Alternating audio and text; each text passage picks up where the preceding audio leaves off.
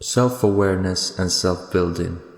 Although a human being is not more than a single reality, but is the possessor of different dimensions within his single existence, the existence which starts from the insignificant dusty material lacking any sort of sense and feelings and ultimately terminates into a precious celestial jewel. God Almighty said in the Holy Quran, "Who made all things good which He created, and He began creation of man from clay. Then He made his seed from a draught of despised fluid. Then He fashioned him and breathed into him of His Spirit, and appointed for you hearing and sight and hearts. Small thanks give you." Quran, Surah 32, Ayah 7 to 9.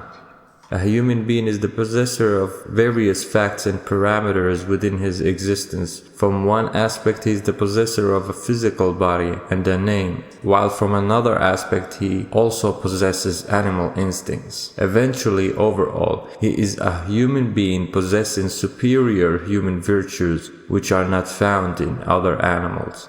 Therefore, a human being is a single reality, a reality that possesses various dimensions and facts within his single existence. When it is said, "my weight and my face," it is an indicative of his body and name. When it is said, "my food and my health," it is also related to his body. When it is said movement, anger, sexual passion, it indicates his animal self. And lastly, when it is said, "my wisdom, my thinking and my thoughts," it indicates to his superior human virtues. Therefore, a human being possesses different kinds of selves, namely, self-related to his physical body, self-related to his animal instincts, and the human self. But the most valuable and precious self is his human self.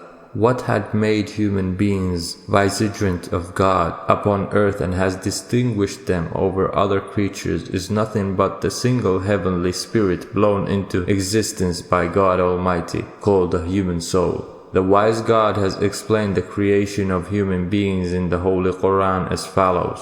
"Verily, we created man from a product of wet earth, then placed him as a drop of seed in a safe lodging, then fashioned we the little lump bones, then clothed the bones with flesh, and then produced it as another creation. So bless the God, the best of creators." Quran, Surah 23, Ayah 12 to 14. It is about the creation of human beings that God Almighty has said, "So bless the God, the best of creators." Quran, Surah 23, Ayah 14. It is because of this heavenly spirit that a human being reaches to an exalted position that God Almighty orders the angels as follows. "So when I have made him and breathed unto him of my spirit, do ye fall down prostrating yourself unto him." Quran, Surah 15, Ayah 29. Human beings were bestowed distinction over other creatures, and God Almighty said about them as follows. "Verily, we have honored the children of Adam. We carried them on the land and the sea. We have made provisions of good things for them, and have preferred them above many of those whom we created with a marked preferment." Quran, Surah 17, Ayah 70. Therefore, if a human being should strive for self-building, he must build his human self and not his animal or physical self. The aims of prophets had been to strengthen the human beings in their endeavors for perfecting their human selves.